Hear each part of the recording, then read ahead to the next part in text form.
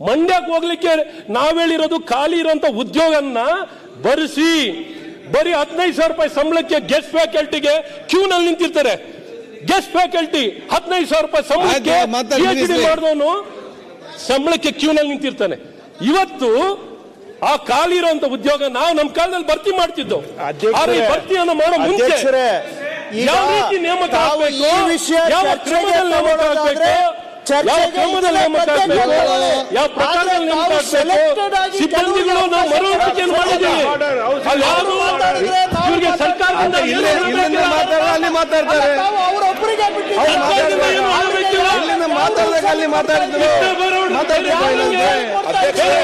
ಅವ್ರು ಮಾತಾಡ್ತಿದ್ರು, ಇಲ್ಲಿಂದ ಮಾತಾಡ್ತಾರೆ.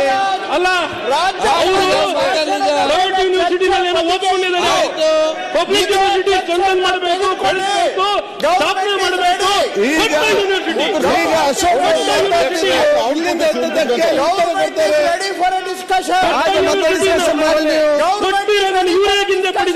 ಆಯ್ತು, ಸರ್ಕಾರ ತನಿಖೆ ಚರ್ಚೆ ನಡೆದಿದೆ ಅಂತ ಚರ್ಚೆಗೆ ಅವಕಾಶ ಕೊಡುವ. ಈಗ ಇಲ್ಲಿಂದ ಅಶೋಕ್ ಅವರು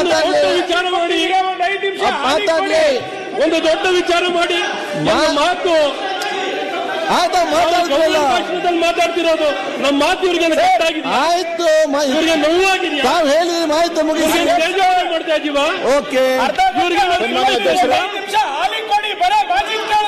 ಅದನ್ನು ನೀವು ಸುಮ್ಮನೆ ಕೂತ್ಕೊಳ್ಳಿ. ನೀವು ಎದ್ದು ಮಾತಾಡ್ತೀರಿ, ನೀವು ಹೆಚ್ಚು ಮಾತಾಡಿ ಅಲ್ಲಿಂದ ಮಾತಾಡ್ತಾರೆ. ನಿಮ್ಗೆ ಬೇಕಾದ್ರೆ ನೀವು ಮಾತಾಡುದು, ಅವ್ರಿಗೆ ಬೇಕಾದ್ರೆ ಮಾತಾಡುದು. ನೀವು ಅವರೊಂದು ಇರುದು, ಅವ್ರು ಇವರೊಂದು ಇರುದು, ಇಬ್ಬರು ಸರಿ ನಮ್ಮೊಂದು ಇರುದು. ಇಲ್ಲಿ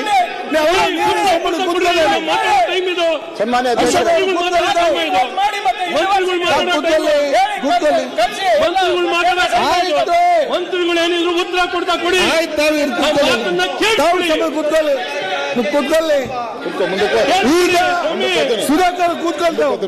ಈಗ ಒಂದು ಹೇಳ್ತಾರೆ, ನಾನು ಕೇಳಿ, ನಾನು ಹೇಳ್ದು ಕೇಳಿ. ಇಲ್ಲಿ ಆಯ್ತು, ಒಂದ್ ಸೆಕೆಂಡ್.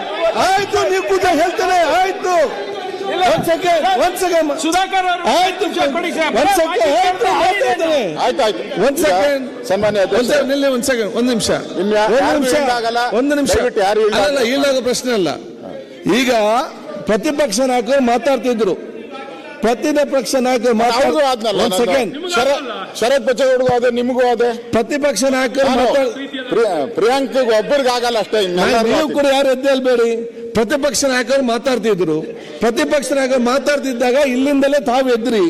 ಇಲ್ಲಿ ಎದ್ದದಕ್ಕೆ ನೀವು ಉತ್ತರ ಕೊಡಿ ಅಂತ ಪ್ರತಿಪಕ್ಷ ನಾಯಕರು ಅವ್ರಿಗೆ ಹೇಳಿದ್ರು. ಅವ್ರು ಹೇಳಿದ್ರು, ಸ್ಟಾರ್ಟ್ ಮಾಡಿದ್ರು. ಇಲ್ಲಿಂದ ನೀವು ಹೇಳ್ಬೇಡಿ, ಇಲ್ಲಿ ನೀವು ಬೇರೆ ಯಾರು ಕೂಡ ಹೇಳ್ಬೇಡಿ. ನೀವು ಮಾತಾಡಬೇಕಾ, ಮುಗಿಸಿ. ಆಯ್ತು.